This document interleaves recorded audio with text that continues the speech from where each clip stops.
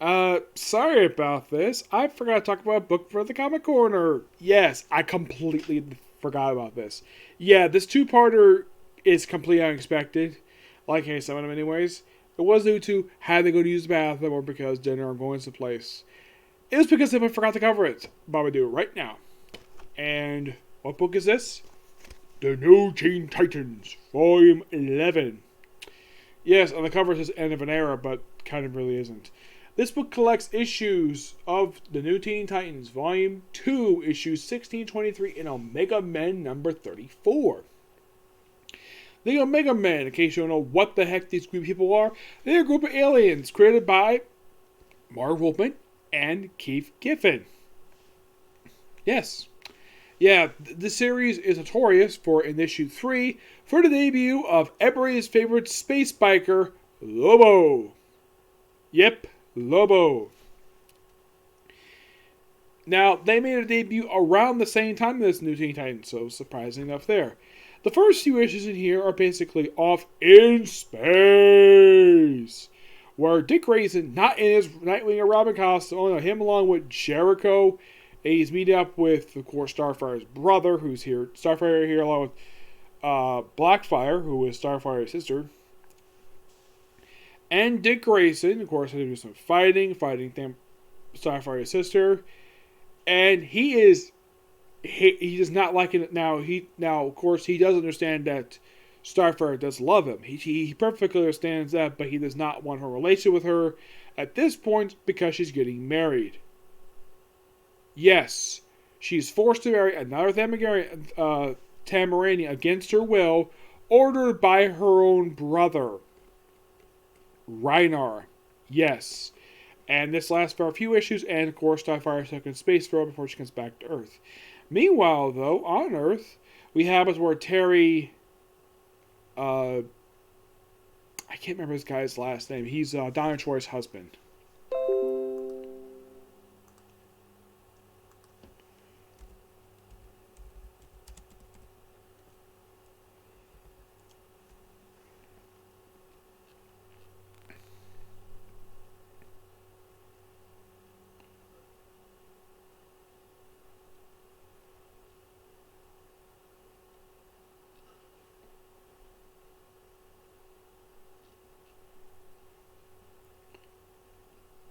Terry Long. Yes, Terry Long.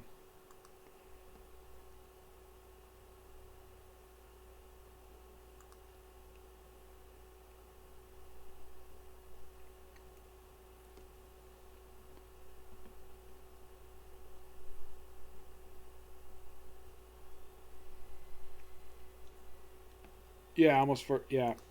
So he gets dismissed from his he gets dismissed from where he's working because he can do a bit of paper, and he has done for forgiveness basically, despite the fact he lost his job due to the fact he has trouble basically finishing up stuff he started.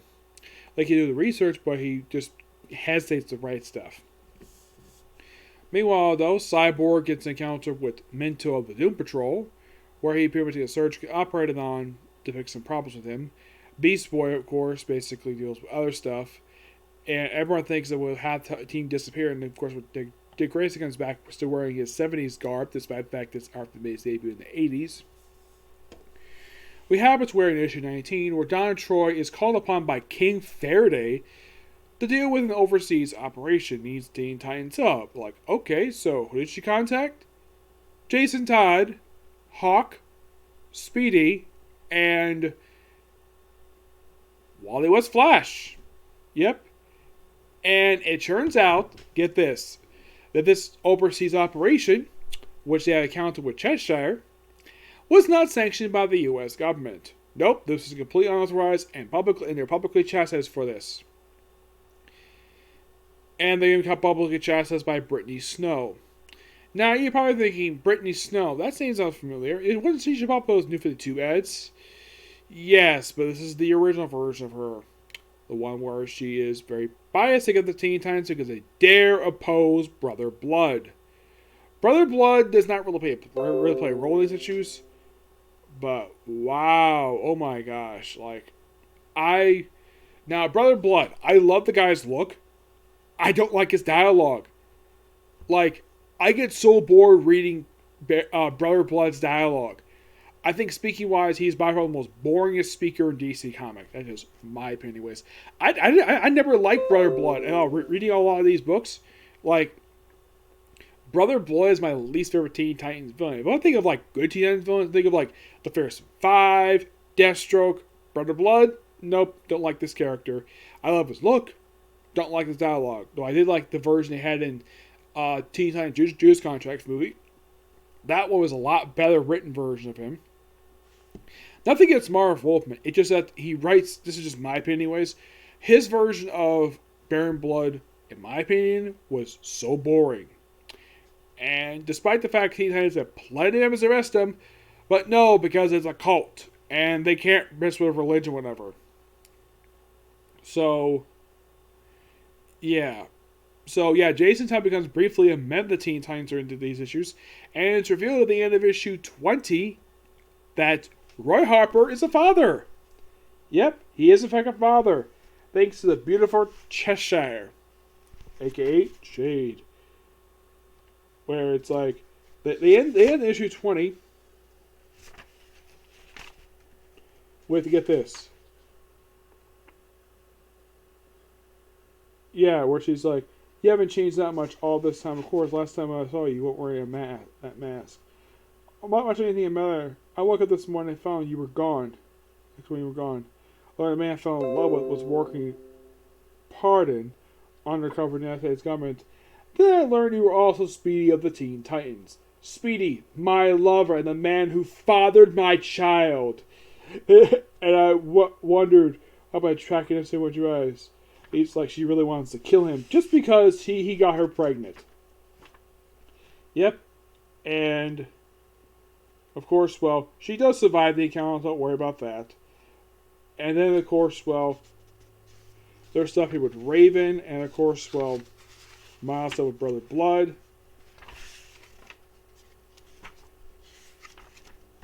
And then we have the first appearance of Leanne Harper, the daughter of Roy Harper as a baby in this very issue. That's Leanne as a baby, which, yeah, she kind of looks like her father.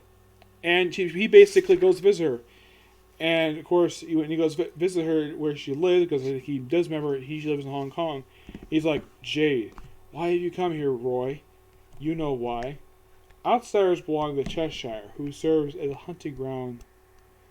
Hunting ground, people like us. But this is Jade's world, you're not part of it. I once belonged to Jade, not the Cheshire. I cared and loved before Speedy's world and Cheshire were both destroyed. I left. I had to come back. I had to know. He's like, am back. Thank you. Roy? Yes. Her name is Leanne, the Grace of Willow. And of course, he meets her, and he gets along with her really well. Though this is a baby girl, and she's so adorable. And of course, Leanne becomes a long-time supporting character, recurring supporting character of the Teen Titans from this point forward until Cry for Justice. Yep. And they have like 22, basically just a series of stories with Jericho and, of course, you have Jericho and Adeline Kane, Deathstroke's ex-wife. Then you have Raven showing up, and she looks completely different. Yeah, because she's got a new light with her, whatever. Yeah, this whole white thing of her doesn't last very long. You have stuff for Starfire Off-World. And we have Beast Boy dealing with, well, Mento. And then 23, we have the fight between, well, Donna Troy and her sister. And, well, that's what basically takes us to 23 of this book, and that's it. And, well, that's simply it. Book is really good. Give this book a 10 out of 10. Yep. Marv Wolfman does the main writing in this book. Todd Keene, I think he was the writer of Omega Man at that point. But mostly the artwork is done by Eduardo Barreto, with Dick Giordano, Rich Buckler, Rick Lenorti, Tom Mandrake, and Chuck Patton. The cover artist here is Jose Luis Garcia-Lopez. Yep. Now, I should point out something about Jose Garcia-Lopez. I've actually met him. Yes, I have. I met him once. Met briefly at a Comic-Con. He seemed like he was basically wrapping up. I would just happen to pass by, get told to run into him, and lucky enough, he was able to sign my Swamp Thing Winter Special issue, where he did a page in the book. He actually opened up to that very page and signed it for me. I thought he might have seen the cover because he did kind of work on the issue, but mostly. Now I know the issue itself was mostly meant to be I think it was supposed to be like a charity thing to raise. Is basically donations from this particular one-shot went to Lean Ween's family, which is quite nice DC to do. But I kind of wish they also gave some of the money to Bernie Wrightstein's family too, because he also helped create Swamp Thing. Not just Lean Ween, but also Bernie Wrightstein. Yep. So yeah, that's it for this particular view. Next one's definitely with Black Clover, okay? Next video. Bye.